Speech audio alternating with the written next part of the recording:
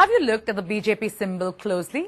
If you have, you'll notice that the bright saffron lotus has transformed itself into a bold black and white one. Interesting, isn't it? Saffron, the color that the party is defined by, has decided to go in for a complete color makeover. The color white signifying purity and peace. Was this a strategic move by the party that has been labelled and perceived as the Hindu Nationalist Party? Well, I caught up with Piyush Goyal to figure out just that.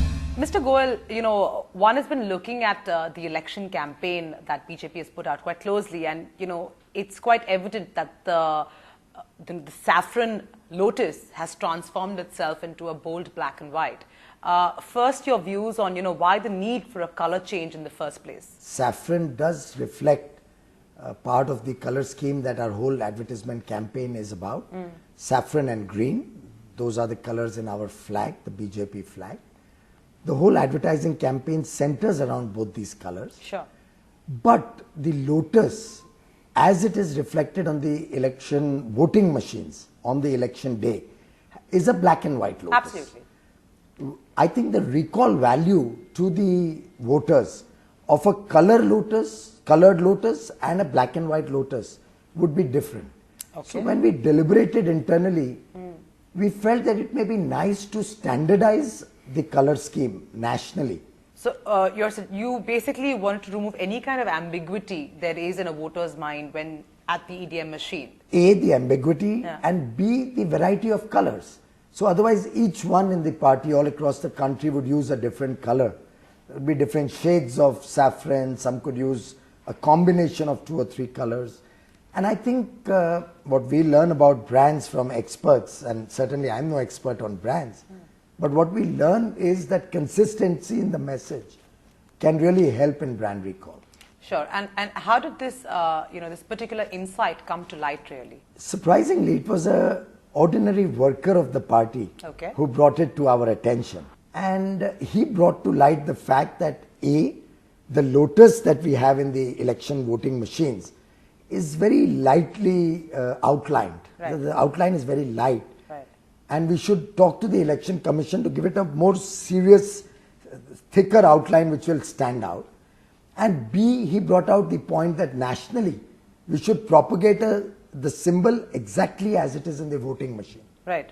And B, that set the mind rolling that it may be a good idea to standardize the lotus all across the country with one design exactly as it appears on the voting machine. Some may also look at it, I'm sure you'll correct me if I'm wrong, is that, the saffron color, for instance, if you go back in time, the lotus, which was saffron in color, is of course a color that is, it's what defines the BJP, so to speak. But white, with the black bold outline, could stand for purity, could stand for peace, could stand for all of that. Then let's say, orange, which is, very Hindutva in color. Was that strategic? If we take even colors into religion, I think we are overdoing the thing. Okay. Our flag has saffron and our flag has green. The national flag also has saffron, white and green. Sure. So I would think certainly the makers of the Indian Constitution or the people who decided on the Indian flag were not trying to reflect a Hindu part of the flag and another religion in another color. Mr. Goyal, wanted to talk to you about the anthem. A very bold move by the BJP where we heard Narendra Modi singing himself. And the media blast has been, something that, of course, to the tune that we've never seen before. That seems to have, caused some kind of, disruption within the party because of different views, and it seems to have toned down a lot. It's also been removed to a large extent. The fact is, the anthem was launched. The anthem was launched very aggressively. Right. The anthem was played out on all mediums very aggressively along with the launch. Right. And since then, it continues to be played as per a plan in every phase of the election. Okay. So we have a plan for a 7-day campaign, which goes as each phase moves. Right. In that we play various songs.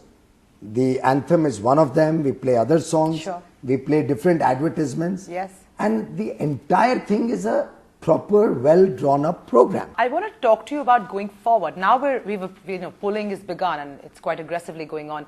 As days progress, what is the last leg, so to speak, of the whole BJP campaign? I mean, you guys have been very aggressive, much more aggressive than the current government. They've woken up a bit late, whether it be on social media or it be on traditional media. I mean, been raring to go. What's the last leg? What are we going to see?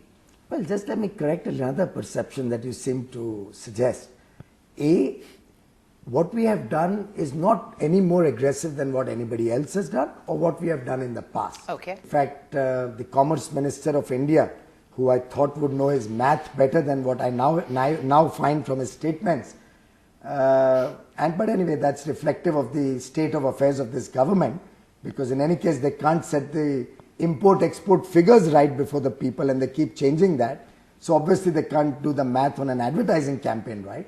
But the fact is we've not spent any extraordinary amount of money. But we've spent it smart. We negotiated hard, we negotiated smart, and that is the effectiveness of the campaign. Could you give me a sense of what the advertising budget was? It certainly is a far, far cry less than what have been alleged in different... Which is why I'm asking you, just to clarify. It's all under audit and it will be presented to the appropriate authorities. But I in fact challenged yesterday at a press conference in Kolkata that should the present government be wanting me to run a campaign twice as effective and twice as large as this, I'm happy to do it for 1/10 the amount that they have alluded to me as having spent. And I will still make a lot of money. I could retire for a couple of generations. When one looks at the BJP campaign, and especially your tagline, which is Ab Ki Baar Modi Sarkar, one tends to think that whoever designed the masterminds behind your creative campaign, obviously has, in a sense, your campaign is definitive in the sense that it's not asking for votes. It's a statement which says this time round it's going to be Modi's government. Was that a strategic play where you're actually playing on the minds of people? In advertising, from what we understood, the message has to be brief, the message has to be clear, and the message has to hit home. We are saying that if you want development, if you want progress, if you want jobs, if you want entrepreneurship to flourish, if you are looking for prices to be controlled, and if you are looking for corruption to come to an end, the only hope this time around is Modi Sarkar. In fact, I would probably say, Ab ki baar keval Modi Sarkar. Acha. Given the fact that you'll have really done some grand research on how you'll want to position your campaign, be it the fact that you'll wanted to position the fact that you'll have one decisive leader and show India that this was the man who was going to take charge if, the BJP gets a chance to form the government. One question that remains to be unanswered by the BJP in terms of its media advertising plan was the fact that, whether you are or not, right, the perception is that you are not secular. Now, I know this is a very abused word in today's day and age. This whole communal versus secularism, I mean, one just doesn't know how to use it anymore. I'm aware of that. But in the perception game, don't you think your media and advertising strategy could have addressed this part of your image, and broadened it so that the people who fear you could have been put at ease? Well, we don't believe in tokenism. We don't believe in artificially playing up to the gallery. And we don't believe in doing something only so that the media is able to say that, oh yeah, they are secular. But you've got me wrong. Advertising is all about fixing perceptions. For instance, right, you've put it out there saying you have problems, these are problems I'll solve. You have stated your commitment in your campaigns. Similarly, if you have an image problem, this would have been the perfect platform to fix that problem. That's my question. I think fixing that problem, action speaks louder than words. So we can write anything on an advertisement or speak anything on a television.